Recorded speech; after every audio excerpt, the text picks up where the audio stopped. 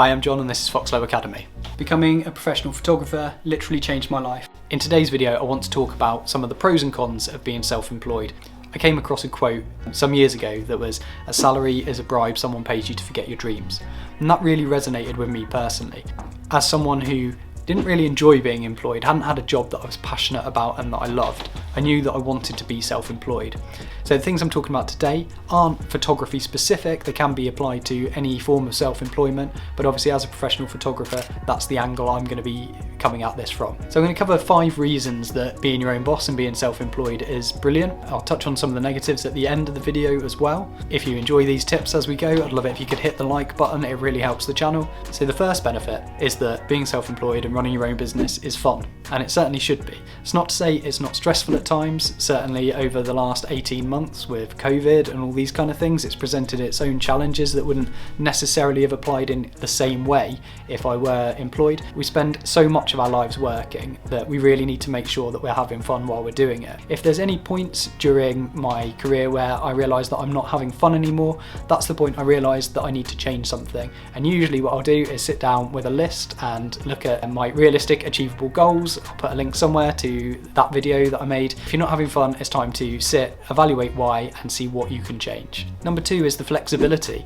I like the fact that I can kind of plan my own life. If I need a day off or if I want to take a week off to go away, obviously it does need planning still. It's still a business and it still has clients and appointments and tasks that need completing. Number 3 is a sense of ownership.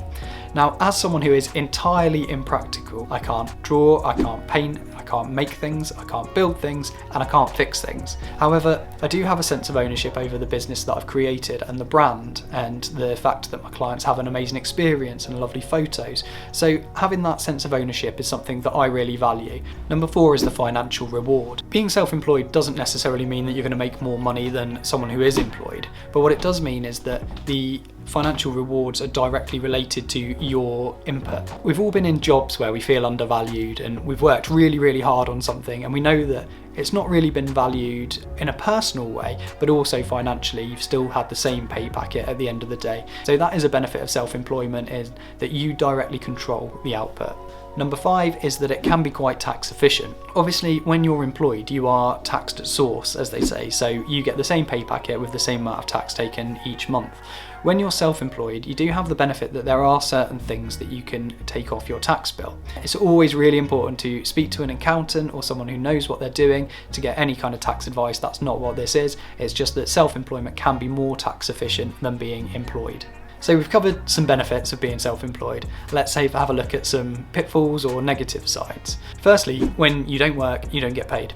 So if you are on holiday or if you are off sick, then you don't get paid. There's no sick pay, there's no holiday pay in self-employment, so you need to bear that in mind before you make that leap. You also get no pension. Now you can have a private pension, but you are missing out on the employer contribution that you usually get when you're employed. Normally, you put a percentage of your salary into a pension and your employer will match that or match it to a certain percentage, so you're actually getting more money in your pension pot. You do have to think about this as a self-employed person. You might need to do a private pension. You certainly need to be saving, making sure that when you're old and retired you have got some money to live off, because state pension just keeps getting older and older and doesn't have as much value as it once did. So you need to be putting some money aside yourselves, and again it's a good idea to speak to an accountant or get financial advice so you're putting your money in the right places.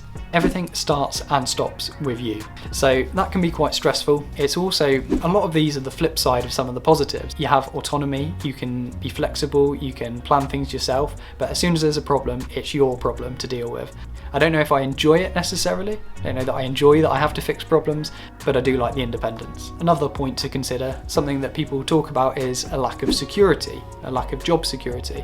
However, the way I see it is there's not really been a job for life as such for like 20 years. There are exceptions, so teachers, doctors, lawyers, accountants, things like that are generally pretty secure, stable jobs. But we've been through recessions. I've seen friends go through redundancies from what were very stable kind of job for life type jobs. So I've added those negatives or those downsides as a bit of a disclaimer so that I don't get angry messages saying I quit my job and now I don't get holiday pay. It is worth considering. You do have to look at the upsides and the downsides to self-employment versus a more traditional employed career. To me, the rewards of self-employment and the independence that it grants me is far more valuable than any steady salary that I could get. I hope this has been useful, I hope it's been helpful. If it has, please subscribe to the channel, hit the like button so that we know you like it, and then we can create more videos and more content based on what you guys like. Alright, that's it. Take care. Bye bye.